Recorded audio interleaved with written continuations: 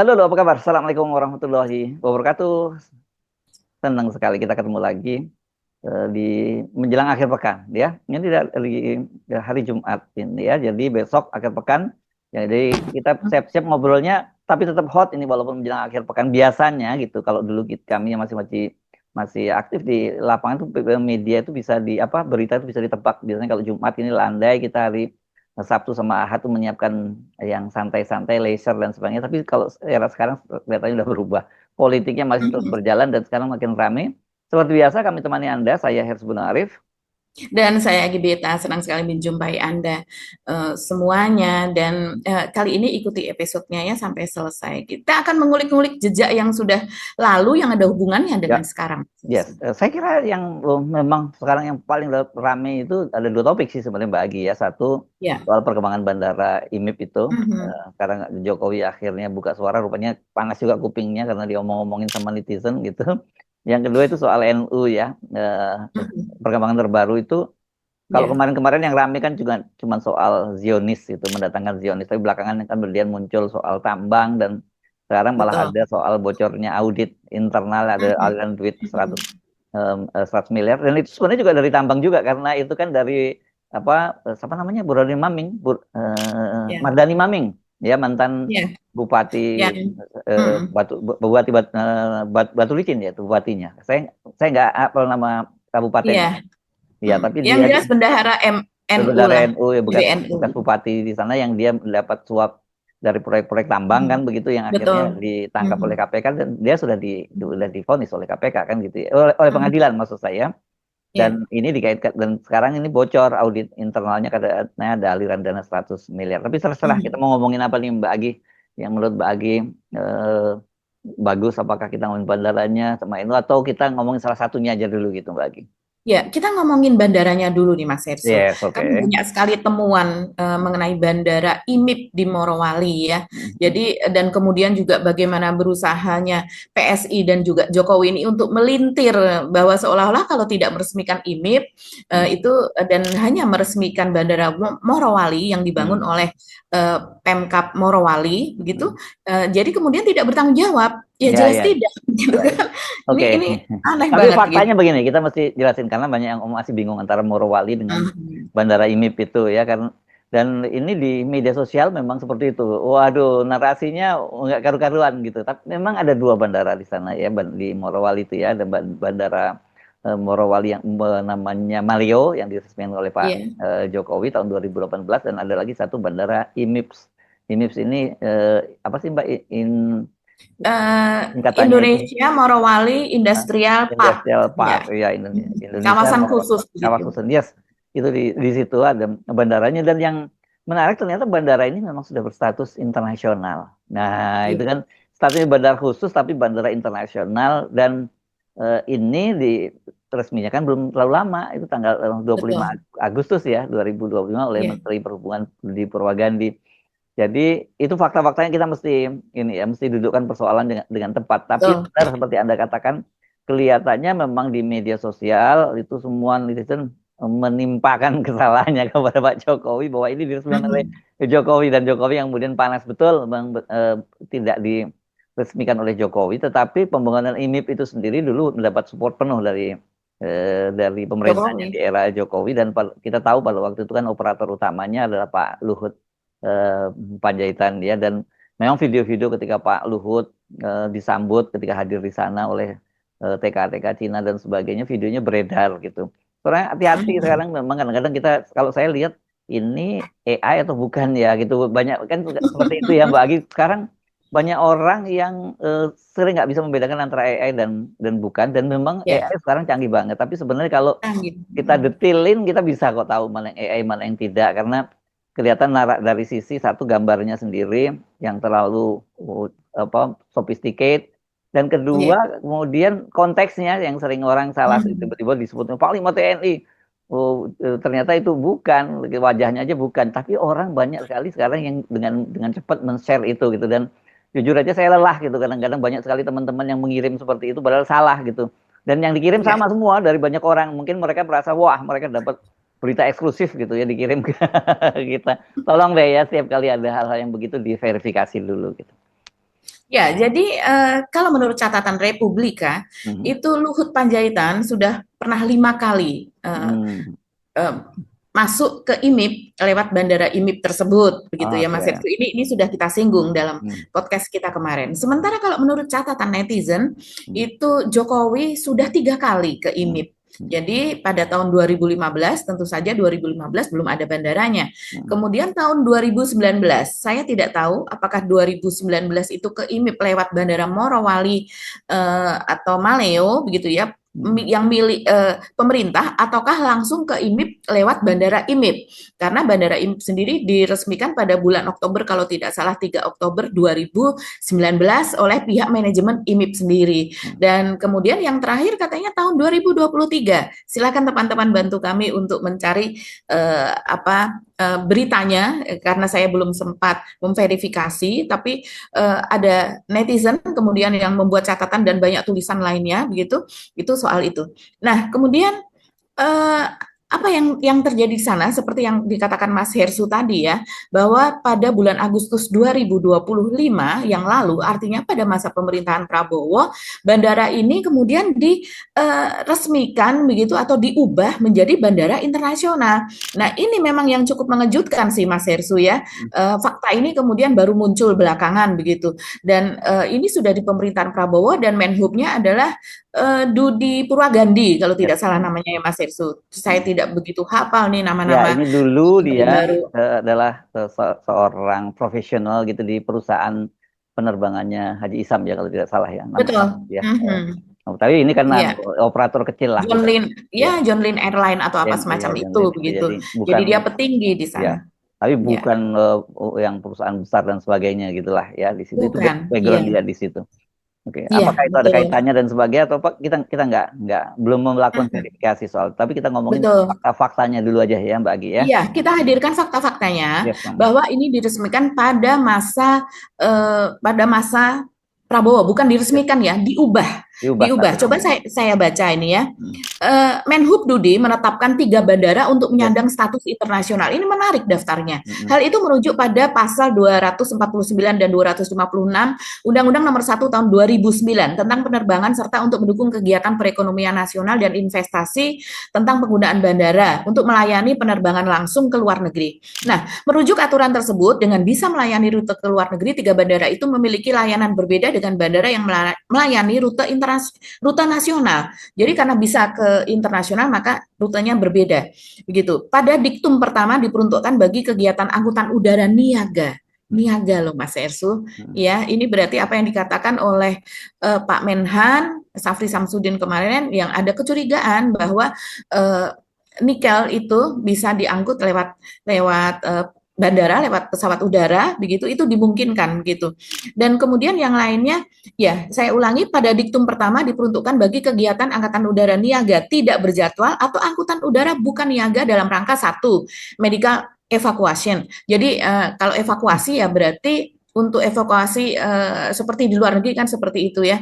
Jadi kalau seandainya ada keadaan darurat, rumah sakit setempat, klinik lokal tidak bisa menangani, maka memakai penerbangan udara begitu untuk membawa ke rumah sakit selanjutnya. Kemudian kedua untuk penanganan bencana jika terjadi bencana, jadi berarti ini khusus ya. Dan ketiga pengangkutan penumpang dan kargo untuk menunjang kegiatan usaha. Pokoknya demikian katanya itu seperti itu. Dan kemudian ini juga ada juga ada bisa lihat screenshot dari peraturannya begitu. Dan kemudian selain itu ternyata juga bandara internasional ini juga diberikan yang ada di Weda Bay. nah Weda Bay itu kita yang tahu di tambang emas dulunya itu Maluku ya. Utara. Nah, tambang Betul. emas ya itu di situ ya. Ya, Hmm. dan ini di Weda Bay kalau tidak salah juga tambang nikel di sana yang sangat Ada besar yang emas, waktu ada itu ya ada banjir nikel, yang ada emas yang versus. benjar ya, ya. Iya. Dan kemudian WDB ini juga ada hubungannya dengan dengan IMIP gitu investornya. Jadi Singhan itu juga selain di IMIP juga ada di Wedabai. Jadi ini memang grup konglomerasi dari Cina begitu. Hmm. Nah, yang kita perhatikan saat ini adalah ketika sebuah bandara biasa, kemudian ini tentu sudah dipersiapkan gitu dari bandara khusus ya, bukan biasa, ini khusus untuk perusahaan tersebut yang bisa menangani untuk maksudnya untuk jalur-jalur khusus gitu, dan kemudian berubah menjadi internasional tentu sudah dipersiapkan jauh Ya. sebelumnya. Dan Oke, kalau kita sebelum itu lihat, tentu tambahkan dulu Mbak, lengkap sebelum kita bahas kita lengkap kan tadi ada 3 disebutkan. Jadi IMIP, kemudian Weda Bay ya di Maluku Utara dan ke berikutnya itu bandara di Riau itu yang ada ya, satu lagi khusus gitu. betul. Ya. Iya betul. Dan kemudian yang menjadi masalah adalah, oke, kalau seandainya ini sudah menjadi bandara internasional, tapi sebelum menjadi bandara internasional pada bulan Agustus 2025, tentu persiapannya sudah panjang. Betul. Bandara internasional tentu memiliki runway yang lebih panjang gitu ya. Dan kalau tidak salah, IMIP ini sebelumnya bandaranya landas pacunya itu 1.400 dan kemudian menjadi 1.890, hampir 1.900 lah, sehingga bisa untuk pendaratan pesawat-pesawat dengan kapasitas besar. Ya. Dan kemudian ini dimulai dari sejak Jokowi memang sudah dipersiapkan. Jadi pada tahun 2024 ini di landasannya itu diperpanjang. Jadi sebelum era Prabowo. Nah, saya rasa memang kalau kita melihat ya dari pergantian presiden ke presiden berikutnya, biasanya kalau ada sesuatu proyek itu kemudian dilanjutkan oleh menteri yang berikutnya begitu. Jadi rupanya ini kan diubah di era Menteri Dudi Purwagandi itu tadi. Ya. Nah, tapi kalau menjadi internasional harusnya ada bea cukai di situ, kemudian ada orang-orang imigrasi ya, dan sebagainya. Tapi sesudah diubah menjadi bandara internasional, ternyata tidak ada kelengkapan pemerintah tersebut, sehingga orang-orang yang di sana bisa langsung pergi atau datang dari bandara internasional yang kemudian tanpa ada pengecekan baik secara imigrasi maupun bea cukai. Jadi ya, ada karantina juga harus ada petugas karantina. Ya. Petugas karantina juga harus ada. Nah, yang jadi pertanyaan saya juga adalah atas dasar apa sebenarnya itu diberikan status bandara internasional? Karena apa? Ada konsekuensinya berarti kan pemerintah harus menyediakan itu. Seperti Pak Purbaya menyatakan setahu dia belum ada tuh soal biaya cukai juga di sana kan begitu. Artinya kan pemerintah harus menyediakan di situ setidaknya 3 tadi lah, petugas bea cukai, kemudian petugas imigrasi, karantina segala macam harus lengkap gitu. Dan itu kan itu berarti kan penambahan juga anggaran buat pemerintah gitu. Padahal apakah kemudian itu layak untuk bandara-bandara itu ditempatkan orang seperti itu, karena apakah frekuensinya demikian tinggi sehingga dijadikan standar internasional, itu juga jadi banyak pertanyaan juga Mbak Agi. Banyak pertanyaan, masalah. Bahkan untuk IKN saja yang memang sudah disiapkan menjadi bandara internasional, kalau tidak salah malah tahun 2023 itu Mas Hersu targetnya, akhir 2023 sudah menjadi bandara internasional dengan pembangunan yang begini-begini. Kemudian orang yang membutuhkan, maksudnya sekitar Kalimantan itu yang akan hilir mudik lewat bandara itu jumlahnya sekian, itu sudah ada prediksinya. Tapi itu sampai sekarang juga masih belum itu dilakukan karena persiapannya masih panjang gitu, dan lagi siapa yang mau lewat sana. Tapi yang di IMIP ini sudah jelas Mas Hersu yang mau lewat banyak. Kalau IKN kan dikatakan bahwa siapa yang mau bepergian ke luar negeri begitu. Emang ada berapa banyak orang asing di sana dan orang Indonesia yang memiliki hajat ke luar negeri menggunakan bandara tersebut begitu. Nah, sementara kalau di IMIP ya kita sudah tahu ribuan warga TKA Cina sudah ada di sana. Jadi yang sebelumnya mereka kalau hendak melakukan penerbangan ke luar negeri, mereka harus ke Bandara Soekarno-Hatta, dari IMIP ke Soekarno-Hatta atau dari IMIP ke Manado begitu. Ya. Iya, dan itu banyak dilakukan. Tapi sekarang tidak. Mereka bisa dengan statusnya menjadi bandara internasional, maka mereka dengan serta-merta bisa langsung dari IMIP ke luar negeri atau dari luar negeri langsung ke IMIP. Ini aneh banget. Karena penerbangan-penerbangan seperti itu sangat ketat ya untuk pengecekannya, seperti soal narkoba begitu, seperti barang-barang terlarang, seperti misalnya persenjataan dan sebagainya. Ini ngeri banget. Ini sementara di situ kita tahu sebagian besar sahamnya itu dimiliki oleh Singhan Group dari Cina, dan kemudian yang partnernya adalah Bintang 08. Nah, Bintang 08 ini yang dikatakan dimiliki oleh Pak Sintong Panjaitan, ini orang dekatnya dari Luhut Binsar Panjaitan dan juga Hendarman Supandji. Ini seorang jenderal juga begitu. Yang keduanya ini menjadi petinggi di Bintang 08 tersebut. Dan orang-orang ini Mas Hersu, ini yang menarik juga ya. Orang-orang ini bahkan silent ketika tahun 2018 kemudian dikatakan bahwa Prabowo lah yang memiliki Bintang 08 tersebut. Dan Soalnya kemudian namanya 08 sih Mbak. Jadi karena 08 emang kesengajaan atau bagaimana ya? Yang siapa kemudian kalian di namanya situ yang menjadi petingginya di situ? Pak Luhut sama Pak Hindrawan Supandji sebagai apa ya di situ ya? Pak Luhut tidak, tapi Hendarman Sorry, Supandji Pak dan Pak Sintong Sin maksud saya. Ya, ya, Pak Sintong di situ. Pak Sintong menjadi komisaris utama di oke. situ. Terus, Terus kemudian Hendarman Supandji saya lupa apakah di jajaran komisaris ataukah di jajaran direkturnya. Tapi mereka ini yang kemudian dikonfirmasi oleh media memang menjadi petinggi di perusahaan tersebut. Nah, yang menarik ini Mas Hersu, kalau kita lihat tahun 2018, jadi saya nih apa namanya, kalau melihat ke belakang, rupanya IMIP ini keberadaannya sudah dipantau, sudah diawasi oleh Gerindra dan Prabowo, begitu. Karena ini sempat rame banget tahun 2018, kita tahu bagaimana pemilu brutal tahun 2019 itu sudah berlangsung lebih awal pada tahun 2018, padahal pemilunya belum, tapi keterbelahan apa dan sebagainya itu sudah berlangsung sejak saat itu. Dan salah satunya 2018 itu dan 2019 bagaimana TKA Cina ini sangat masif masuk ke Indonesia, ke Morowali, ke Morowali Utara, ini kabupaten yang berbeda ya, Morowali dan Morowali Utara, kemudian ke Sultra, Sulawesi Tenggara dan sebagainya, juga ke Halmahera begitu. Jadi coba kita tengok cuitan dari Gerindra dan juga mereka membuat video, Mas Hersu. Video Gerindra ini ini akun Gerindra resmi atau orang Gerindra? akun Gerindra resmi. Oh, oke. Akun Gerindra Ini resmi. penting untuk kita Dia gunakan ya. ya, tahun 2018 itu dia membuat video dan kemudian juga membuat cuitan. Nah, cuitannya seperti ini. Mau ke luar negeri, ke Morowali aja.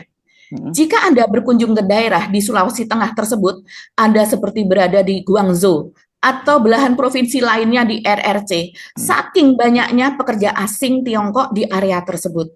Menciptakan 10 juta lapangan kerja, tapi buat siapa? Ini sindiran betul, karena 10 juta lapangan kerja itu dijanjikan oleh Jokowi yang pada tahun 2014 sebagai salah satu janji kampanye dan itu tidak terpenuhi. Dan kemudian juga ada full videonya itu Mas Hersu, di situ menjadi bintangnya adalah Rahel Mariam. Ini salah satu anggota DPR dari Gerindra, di mana di situ dia berakting dengan seseorang, orang Sunda, Rahel ini kan dari Jawa Barat ya, dari Dapil 2 Jabar kalau tidak salah. Dan kemudian dia menanyakan, Don gitu, kenapa kamu gitu. Si Don ini yang dipanggil Don ini mengatakan bahwa ya dia kesel karena pacarnya mengatakan sering jalan-jalan ke luar negeri, sementara saya nggak mampu untuk pergi ke luar negeri. Kemudian dikatakan oleh Gerindra, ya mau ke luar negeri, ke Morowali aja, karena di sana banyak TKA Cina begitu. Dan ini menjadi viral Mas Hersu. Nanti kita jelaskan soal viralnya seperti apa dan tanggapan masyarakat dan fitnah kepada Prabowo seperti apa. Tapi kita lihat dulu videonya. Yes. Don, kamu teh kunaon murang mareng gitu? Ada masalah deui jeung si Eter? Nggak tahu lah teh. Saya udah capek mikirin si Eter. Dia mah suka ngebanding-bandingin saya sama mantannya. Katanya dia suka keluar negeri, nggak kayak saya teh, nggak pernah keluar negeri. Aduh, menikarunya teuing kamu teh Don. Ya udah, yuk ikut teteh. Jangan lupa bawa handphone yang ada kameranya ya. Foto sama siapa teh? Ah, udah ikut aja sini.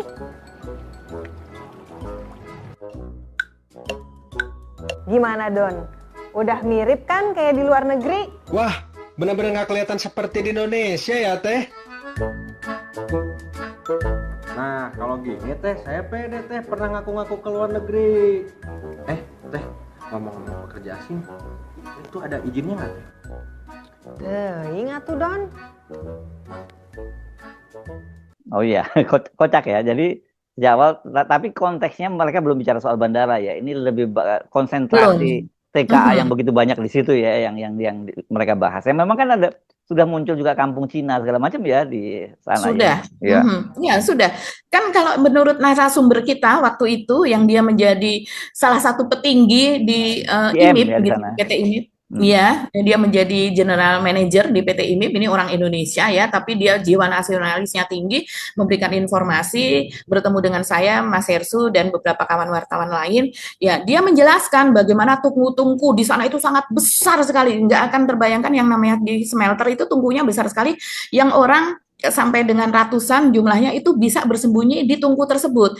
Jadi kalau seandainya ada pemeriksaan atau apa, para TKA tersebut dapat bersembunyi di tempat tersebut dan kemudian ditutup, orang nggak tahu gitu, bahwa hanya melihat tungkunya itu sedang tidak beroperasi. Dan begitu juga ada kampung di belakangnya, begitu sekitar situ yang mereka kemudian bisa serta-merta kalau ada berita tentang pemeriksaan, orang dari DPR datang apa Awal dan gitu ya. sebagainya, mereka kaburlah ke sana, ke tempat yang tersebut yang sudah ada disediakan tersebut begitu.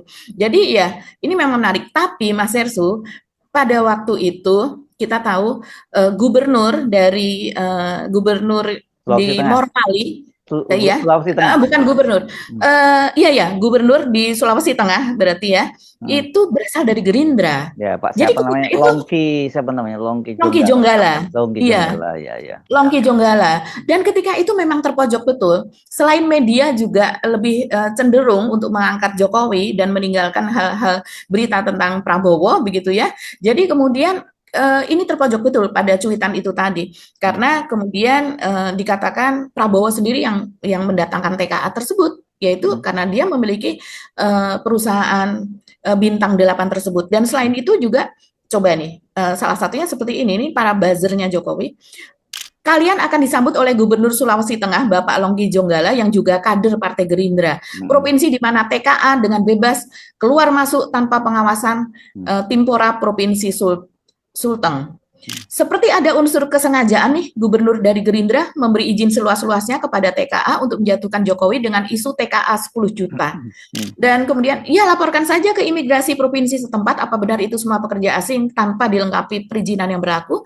Apa Pak Gubernurnya, Bupati atau pemerintah daerah setempat tidak tahu menau? Ide siapa ini? Begitu.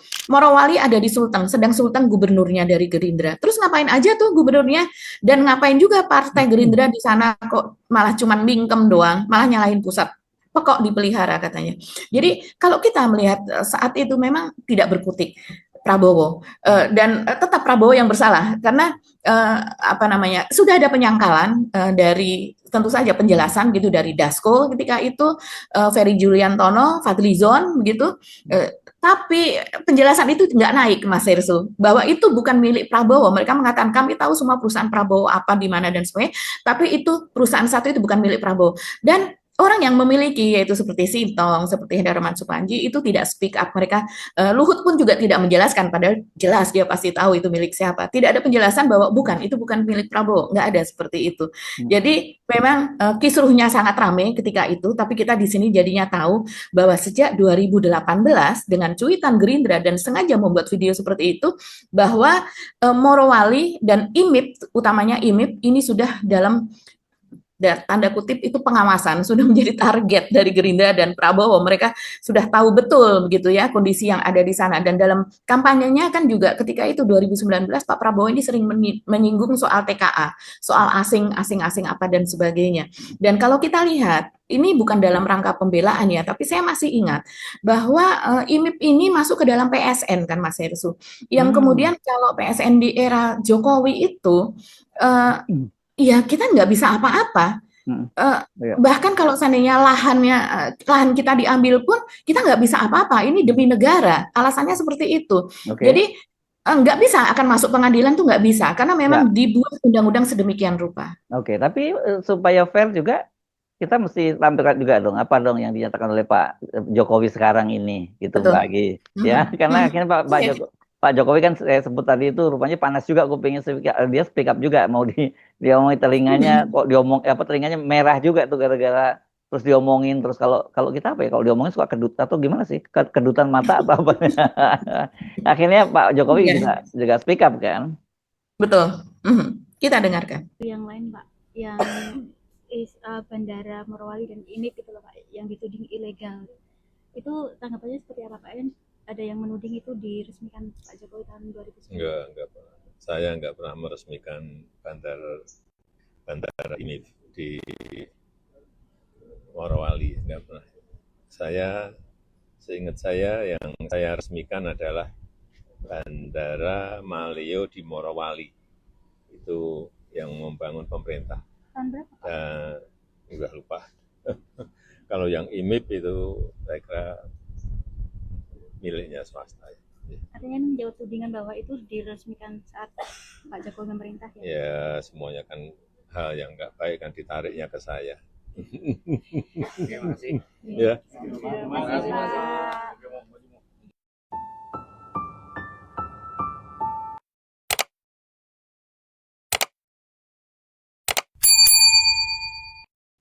Nah, itu pembelaan Pak Jokowi ya. Yang itu berkaitan dengan apa yang saya jelaskan di awal tadi, ada 2 bandara di sana gitu.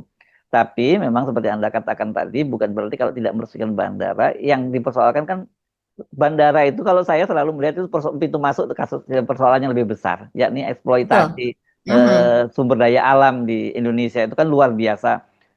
Satu itu sudah pernah disampaikan oleh pengamat Faisal Basri yang benar-benar dia menyatakan dia riset ya, almarhum itu menyatakan bahwa uang yang masuk ke pemerintah Indonesia itu cuma 10%, 90% itu larinya ke Cina gitu ya. Belum lagi kalau soal Pak Yusuf Kalla juga menyatakan bahwa ini nggak ada manfaatnya buat banyak rakyat di situ ya. Mereka justru karena yang menikmati banyak adalah para pekerja Cina kan. Karena kalau selama ini disebutkan bahwa tenaga yang masuk tenaga Cina itu tenaga ahli, realitasnya di lapangan nggak seperti itu. Karena realitasnya itu adalah satpam, driver, bahkan pekerja-pekerja kelas bawah lah itu ada di sana semua kan. Kemarin juga kita bahas soal itu. Belum lagi kerusakan lingkungan. Nah, saya kira sebenarnya publik juga harus mulai memperhatikan tidak hanya IMIP ya, ribut IMIP aja, itu WDB itu juga itu harus menjadi perhatian serius karena berapa kali waktu di situ juga terjadi banjir karena kerusakan lingkungan dan kemudian juga banyak sekali bayi-bayi yang lahir di situ stunting karena apa pencemaran air di situ yang menyebabkan perempuan-perempuan hamil ketika mengkonsumsi air dan sebagainya di situ udah tercemar ya di dalam kandungan. Jadi jangan hanya sibuk soal IMIP ya, itu banyak sekali soal-soal ini. Nah, kembali lagi saya menduga ini sebenarnya hanya pintu masuk saja soal bandara ini, tapi ada persoalan yang lebih gede lagi soal tambang. Karena tolong perhatikan yang menyebutkan Pak Safri Samsudin itu Menhan, tapi sekaligus juga Satgas PKH. Ya, penerbitan kawasan hutan yang mulai ditertibkan adalah hutan-hutan kebun sawit. Tapi kan Satgas PKH juga udah masuk di tambang di Bangka dan Belitung. Yang kemarin disita aset-asetnya banyak sekali ya, disita sana, disita dan sekarang kelihatannya itu mereka mulai masuk ke Indonesia bagian timur dan dimulai ini dari Morowali. Kenapa saya mencurigai itu karena ini pun simbolik banget ya apa yang terjadi kemarin di latar peristiwanya Pak Safri menyatakan ada negara ada republik dalam republik itu menyebutnya Pak Safri kan ya tidak ada otoritas negara anomali.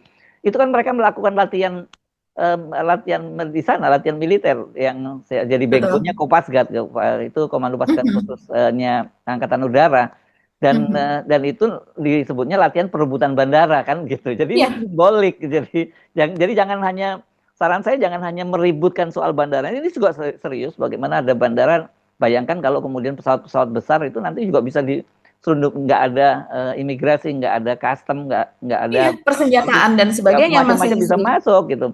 Oke, itu lebih serem soal persenjataan. Tapi kalau mau kemudian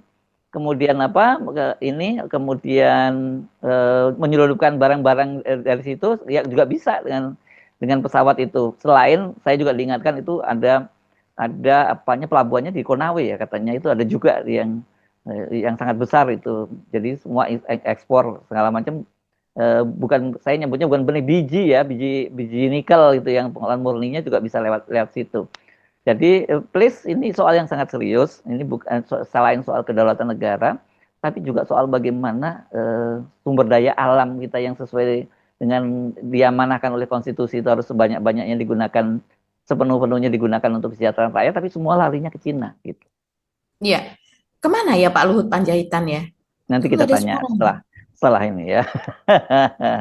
Dia ada di Dewan Ekonomi Ya. Nasional. Terus dia juga sangat tahu soal ini. Dia berkali-kali pasang badan untuk masalah ini, masalah TKA, masalah soal nikel apa dan sebagainya. Dan yang menarik juga tambahan yang Mas Hersu tadi katakan bahwa kalau sudah menjadi bandara internasional, kenapa pihak pemerintah tidak boleh masuk? Kan itu yang dikatakan oleh Pak Menhan, Pak Syafri Samsudin. Jadi pihak pemerintah tidak boleh masuk, bahkan keamanan juga tidak boleh masuk ke dalam begitu untuk bertugas di sana.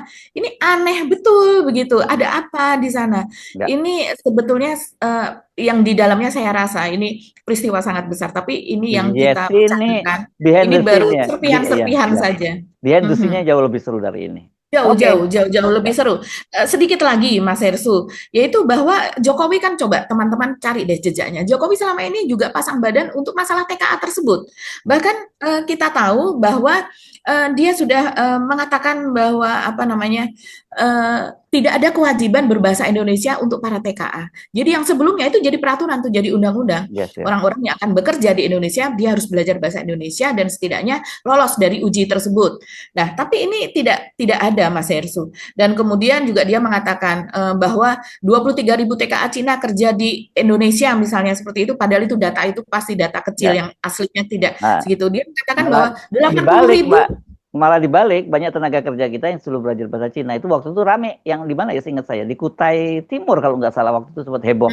Jadi salah satu, dia harus belajar bahasa Cina gitu, bukan kita yang harus, bukan mereka yang belajar bahasa Indonesia. Dan Jokowi membaliknya dengan cara seperti ini. Cuman 23.000, sementara tenaga kerja Indonesia yang bekerja di Cina ada 80.000 begitu. Nah, Oke. itu datanya juga dari mana masih harus diverifikasi, dan kita tahu Ya. banyak sekali keturunan dari Cina atau Tionghoa ada di Indonesia, kemudian dia masih punya keluarga di sana. Jadi wajar kalau seandainya kemudian dia bolak-balik dan bekerja di sana juga. Oke, Mbak Agi, sampai ketemu lagi. Kami mohon pamit. Saya Hersubun Arif. Dan saya Gebita, terima kasih atas perhatian teman-teman semua. Tetap salam akal sehat. Wassalamualaikum warahmatullahi wabarakatuh. Waalaikumsalam warahmatullahi wabarakatuh.